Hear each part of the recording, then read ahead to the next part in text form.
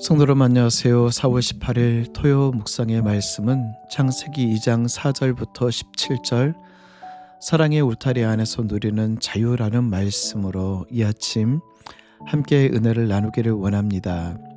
이것이 천지가 창조될 때 하늘과 땅의 내력이니 여호와 하나님이 땅과 하늘을 만드시던 날에 여호와 하나님이 땅에 비를 내리지 아니하셨고 땅을 갈 사람도 없었으므로 들에는 초목이 아직 없었고 밭에는 채소가 나지 아니하였으며 안개만 땅에서 올라와 온 지면을 적셨더라.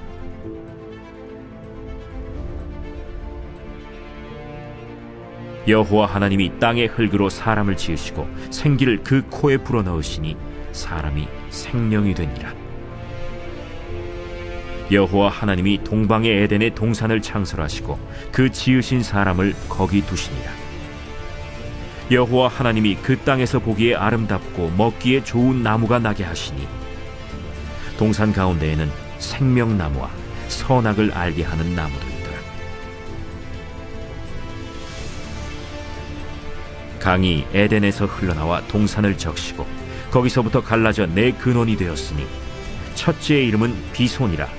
금이 있는 하윌라 온 땅을 둘렀으며 그 땅의 금은 순금이요 그곳에는 베델리엄과 호마노도 있으며 둘째 강의 이름은 기혼이라. 구스 온 땅을 둘렀고 셋째 강의 이름은 히데겔이라. 아수르 동쪽으로 흘렀으며 넷째 강은 유브라데더라. 여호와 하나님이 그 사람을 이끌어 에덴 동산에 두어 그것을 경작하며 지키게 하시고 여호와 하나님이 그 사람에게 명하여 이르시되 동산 각종 나무의 열매는 네가 임의로 먹되 선악을 알게 하는 나무의 열매는 먹지 말라. 네가 먹는 날에는 반드시 죽으리라. 여러분 세상에서 가장 비싼 바이올린이 어떤 것인지 아시는지요? 스트라디바리우스라는 바이올린입니다.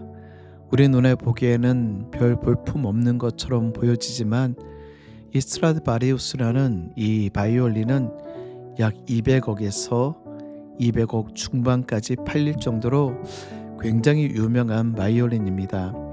그럼 이 바이올린이 유명한 이유가 무엇일까요? 첫째는 소리가 다르대요. 멀리까지 퍼져나가는 음과 맑고 균형 잡힌 톤. 두 번째는 오늘날의 제작 기술로도 완벽하게 재현이 불가능한 특수한 바니시, 코팅, 목재 처리 방식에 있다라고 합니다. 세 번째는 이 스트라디바리우스라는 사람이 만들었던 살아있는 역사적인 가치와 누가 사용했는가. 그런데 참 재미있는 실험 하나를 했다라고 합니다. 오늘날 현대의 바이올린과 그리고 스트라디바리우스 이 바이올린을 블라인드 테스트 커튼 뒤에서 연주를 해보고 사람들에게 구분해 보라 했더니 거의 대부분에 있는 사람들이 구분하지 못하였다라는 실험도 존재하고 있죠. 사실은 이 스트라디바리우스라는 이 악기가 대단합니다. 하지만 이것을 알아볼 수 있는 눈이 있는 사람과 누가 만들었느냐에 따라서 이 악기의 값어치가 정해지는 것이죠. 창세기 1장은 하나님이 세상을 말씀으로 창조하신 장면이라면 창세기 2장은 하나님이 사람을 직접 만드신 장면입니다. 여기서 중요한 사실은 하나님께서 우리를 대충 만드신 존재가 아니라 직접 손으로 빚어 만드신 소중한 존재. 우리 눈에 보기에는 보잘것없는 것처럼 보여지지만 우리를 하나님께서 직접 손으로 빚으시고 코에 생기를 불어넣으심으로 우리가 하나님의 가장 사랑받는 존재로 우리를 창조하셨다. 오늘 7절 말씀을 보면 하나님께서 우리를 창조하신 장면이 등장합니다. 여호와 하나님이 땅의 흙으로 사람을 지으시고 생기를 그 코에 불어넣으시니 사람이 생명이 되니라. 사람의 본질은 흙과 하나님의 숨결로 창조되어진 존재입니다. 먼저 흙이라는 것은 우리는 흙으로 왔으니 흙으로 돌아가는 존재이죠. 이 흙이라는 이 말은 히브리어로 아다마라는 이 말인데 혹시 어디서 들어본 적이 있으신 것 같죠? 아다마, 아담. 그렇습니다. 아담이라는 것은 사람이라는 뜻이고요. 아다마라는 뜻은 흙입니다. 사람, 아담은 흙 아다마에서 왔습니다. 즉 인간은 땅에 속한 존재, 피조물이며 하나님께서 우리를 만드신 존재. 두 번째, 하나님은 인간을 하나님의 숨으로 창조하셨습니다. 사람이 응급 상황에 쓰러졌을 때 가장 먼저 하는 것이 무엇입니까? CPR, 숨을 불어넣는 것입니다. 왜요? 숨이 없으면 아무리 몸이 멀쩡하더라도 죽은 상태이기 때문이죠. 이 숨이라는 이 말은 히브리어로 네시아마라는 말인데, 네시아마라는 이 말은 생기, 숨, 호흡이라는 뜻을 가지고 있습니다. 즉 하나님이 그 코에 생기 네시아마를 불어넣으시니 사람이 생명이 된지라. 하나님께서 숨을 불어넣는 그 순간에 비로소 인간은 생명, 살아있는 존재가 되었다라는 것입니다. 그렇습니다.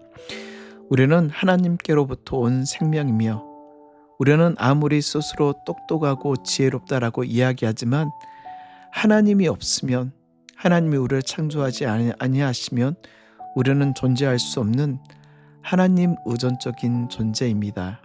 그래서 하나님과의 관계가 끊어지면 우리는 영적으로 죽은 상태이며 육적으로 죽은 상태가 되어지는 것이죠. 또한 네시아마라는 것은 단순한 호흡이 아닙니다. 하나님과 교제하는 능력, 하나님을 느끼고 하나님을 찾고 하나님을 예비하는 그 능력, 이것이 바로 동물과 인간의 결정적인 차이이죠. 그래서 우리는 매일 하나님을 만나야 합니다. 하나님과 연결되어 있어야 합니다. 말씀 가운데, 기도 가운데, 예배 가운데 우리는 이것을 영적 호흡이라 이야기하는 것과 같이 매일처럼 주님을 만나며 교제해야 되는 것이죠. 두 번째는요, 우리는 하나님이 주신 자리에서 살아야 합니다. 오늘 8절 말씀을 보면 여호와 하나님이 동방의 에덴에 동산을 창설하시고 그 지으신 사람을 거기에 두시니라. 하나님께서 단순히 인간을 창조하는 것으로 끝나는 것이 아닌 사람을 만드신 이후에 아무 곳에나 두지 않으셨습니다. 에덴이라는 환경을 준비하시고 그곳에 살아가게 하셨던 것이죠. 오늘 창세기 2장 10절부터 14절 말씀 보면 에덴에는 강이 흘러나와 온 땅을 적십니다. 하나님과 연결된 그 자리는 축복의 자리. 여러분, 이 땅 가운데 하나님께서 직접 만드신 유일한 두 개의 공동체가 있습니다. 하나는 아담과 하와를 통하여 만드신 가정이고요. 또 하나는 하나님께서 성령으로 세우신 교회입니다. 하나님께서 직접 만드신 공동체, 가정과 교회는 우리가 에덴 동산, 오늘날의 에덴 동산으로 살아가야 되는 존재가 가정과 교회와 사역의 현장과 직장의 현장이죠. 그럼 여러분은 주님과 동행하고 계십니까? 그런데 문제는 여기 있습니다. 하나님께서 우리를 가장 선하게 만드시고 가장 아름다운 장소에서 살아내게 하셨지만 오늘 9절, 16절, 17절 제가 한번 읽어드릴까요? 여호와 하나님이 그 땅에 보시기 아름답고 먹기에 좋은 나무가 나게 하시니 동산 가운데는 생명나무와 선악을 알게 하는 나무도 있더라. 16절 여호와 하나님이 그 사람에게 명하여 이르시되 동산 각종 나무의 열매는 내가 임의로 먹되 선악을 알게 하는 나무의 열매는 먹지 말라. 내가 먹는 날에는 반드시 죽으리라. 오늘 말씀의 핵심이자 많은 사람의 질문의 대목입니다. 하나님은 왜 선악을 알게 하는 나무의 열매를 만드셔서 인간을 범죄하게 하셨는가? 아니, 더 근본적인 질문으로 왜 하나님은 사람에게 거역할 수 있는 존재로 창조하셨는가? 아니, 그 순간에 하나님께서 보고 계셨으면 스탑! 멈추라고 말씀하시면 되실 것인데 왜 하나님은 그 장면을 그저 지켜만 보고 계셨는가? 방관하고 계셨는가?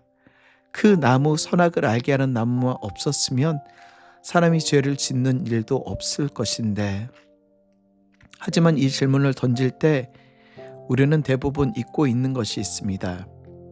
오늘 본문에 나와 있는 것과 같이 에덴 동산의 중앙에는 선악을 알게 하는 나무와 함께 생명나무가 나란히 서 있었다라는 것이죠. 선악을 알게 하는 나무에 대한 질문은 생명나무를 함께 바라보며 생각해야 바른 이해가 되는 것입니다.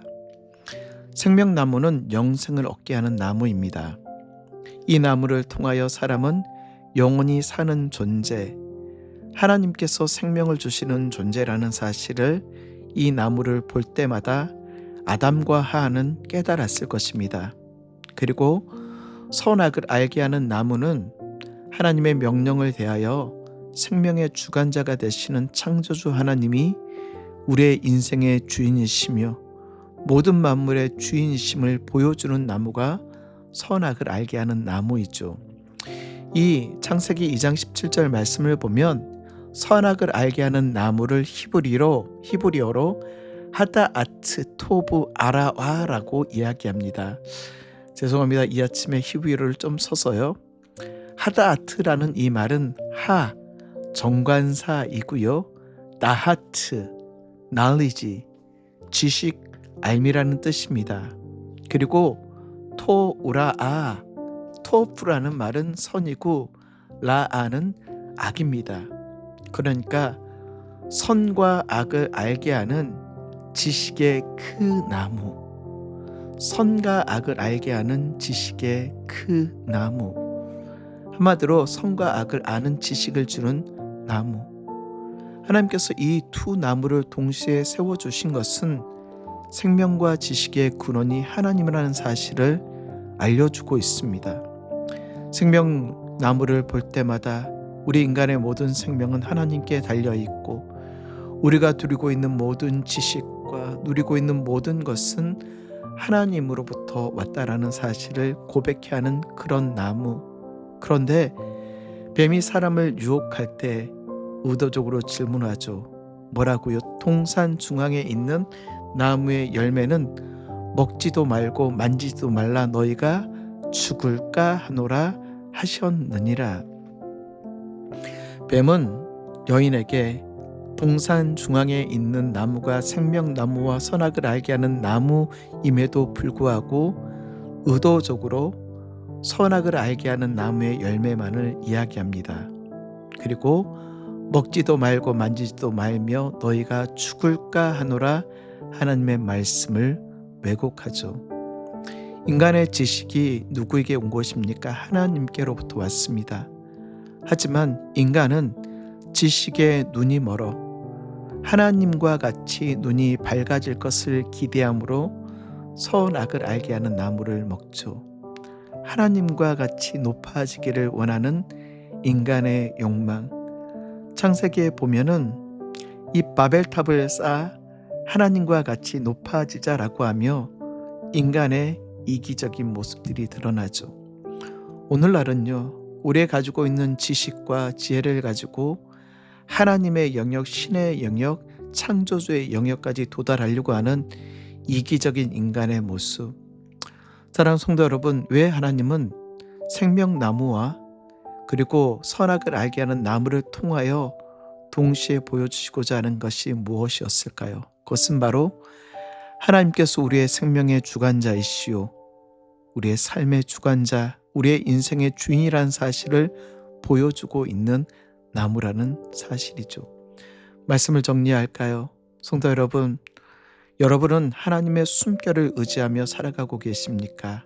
아니면 하나님의 울타리를 벗어난 가짜 자유를 오늘도 추구하며 살아가고 계십니까?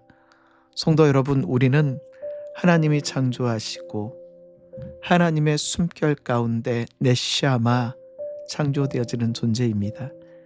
하나님의 은혜를 기억하시고 하나님을 찬양하며 예비하며 우리를 만드신 합당한 가장 합당한 창조물로서 오늘 하루 살아내실 수 있는 우리 귀한 성도님 되시길 주의 이름으로 축복합니다.